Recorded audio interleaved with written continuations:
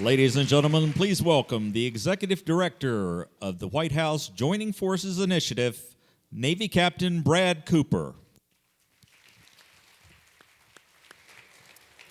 Well, thank you, everybody, and good afternoon. It is a great thrill and honor to be here, and absolutely wonderful to see so many familiar faces, some of whom I have only got to know through email over these last 10 months. I look forward to having the opportunity to chat with you later today.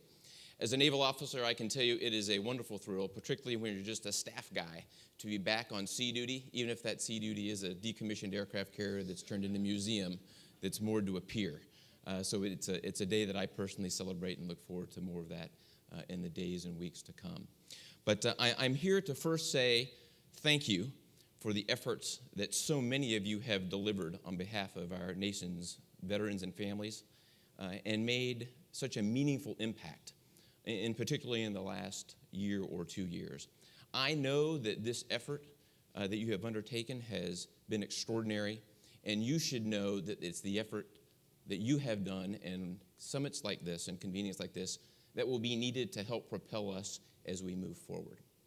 So with that, let me tell you a little bit about Joining Forces. As many of you know, the initiative was launched last year as a means to recognize, honor, and support our nation's veterans, service members, and military families. And not just through thank yous, but through meaningful action. And when I say meaningful action, it intersects with the very subject of what we're talking about today, and that starts with jobs. Based on feedback that we received from the veteran community and through military spouses, we very early on collaborated with many of you, and I'm thrilled to say that just about every company who is here today we've worked with in one way, shape, or form.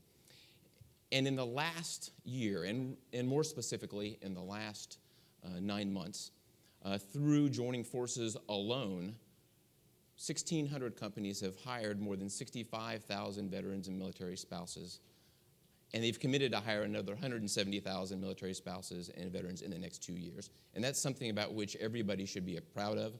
And the real strategic takeaway for you is this is 1,600 companies. It is a dot in the capacity of this nation. They've hired 65,000 men and women. There are less than 200,000 who are unemployed, who are post-9/11 veterans.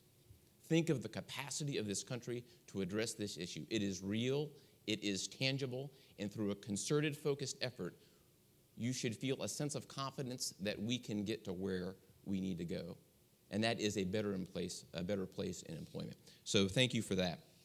I also want to hit for just a moment on public-private partnerships. You heard Secretary Donovan talk about this earlier.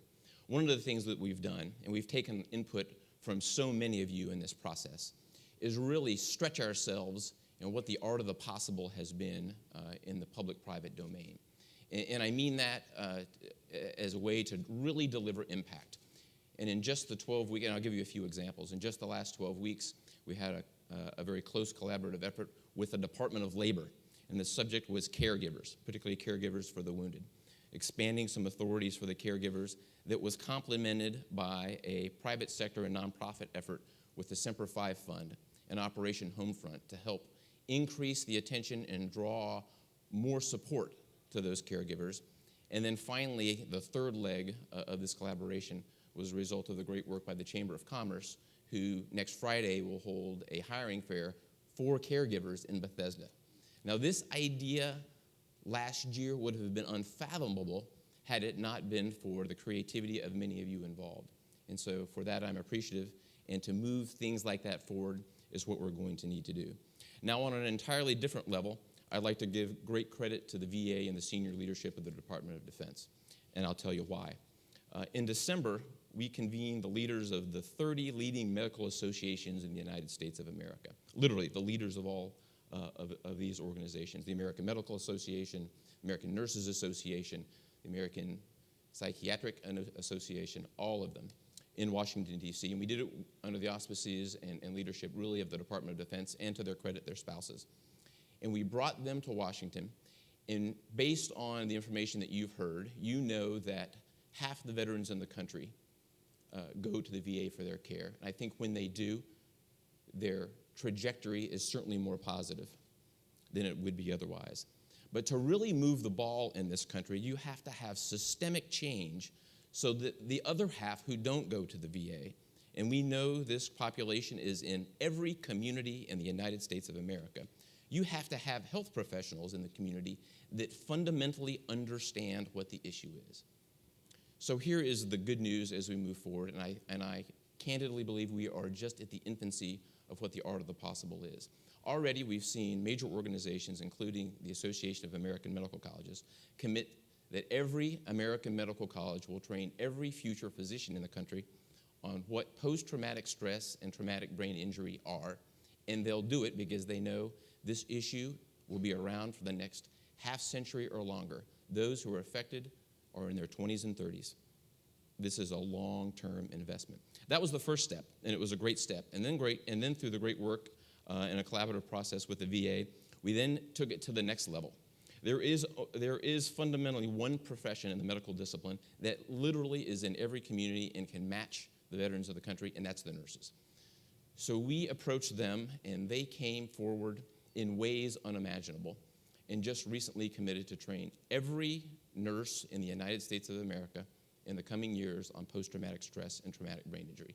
That is a tremendous leap forward and almost unimaginable even 3, 4, 5, or 6 months ago. Now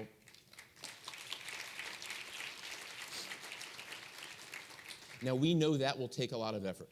We know that you're just not going to turn on a light switch and that will achieve an effect. That's a long-term investment, but it's the type of systemic change that we need for the long haul for the population that we're talking about, our nation's veterans.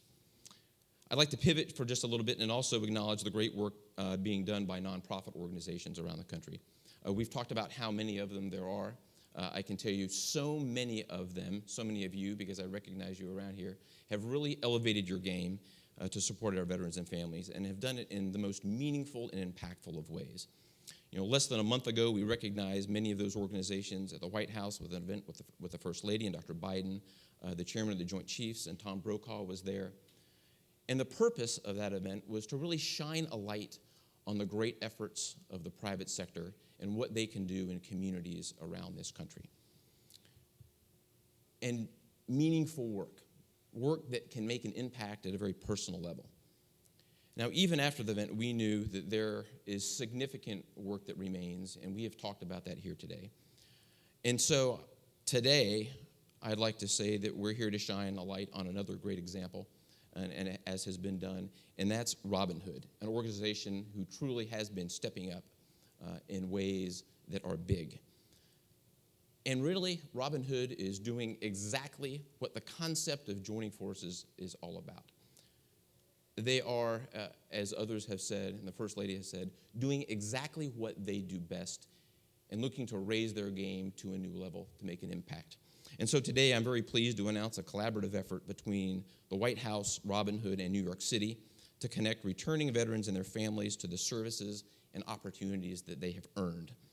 These services include their employment, their education, and their wellness, and we're looking to do this for the long term. So to Robin Hood, thank you very much for tremendous leadership.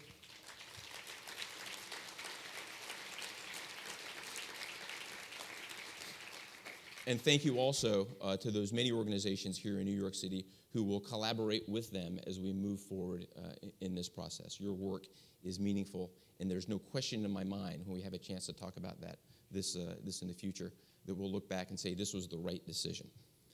Now looking ahead, we also want to build on the strong efforts to date from the federal agencies and from the government and those thousands of private sector organizations that we talked about. And I will tell you that we are deeply committed to exploring ways to connect every veteran to this assistance that they need, require, and have earned.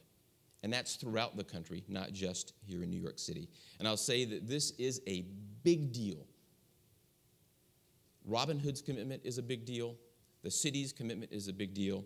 And we want to take this to the next level. And so to build on today's conversation, in July, I'd also like to announce that the White House Task Force on Veterans, Wounded, and Military Families will convene a meeting of local leaders from around the country to further explore ways that community-based strategies like those that we've talked about today. Because we know, as General McChrystal mentioned in an interview about 6 weeks ago, our veterans come from communities and they go back to our communities. That's where the most meaningful and tangible impact can be made. So we look forward to having this convening in July, taking the great lessons from today and applying that as we move forward. And we think that's where there will be tremendous opportunity. And when we think public, private, and collaborative, that clearly, I believe, is going to be the path ahead. So in the meantime, through joining forces and the efforts of all the agencies in the government, we'll continue to work with those veteran service organizations and the private sector to continually share best practices. So if you have them, please send them our way, or please send them, if you're local, to Robin Hood. And we look forward to leveraging those in the end of the day for our veterans' well-being and their health, as well as their families. So thank you to everybody. It's a great privilege to be here. I look forward to talking to those who I haven't had a chance to talk with. It's a great privilege to work with you, and we're looking forward to doing that in the weeks, months, and years to come. Thank you so much.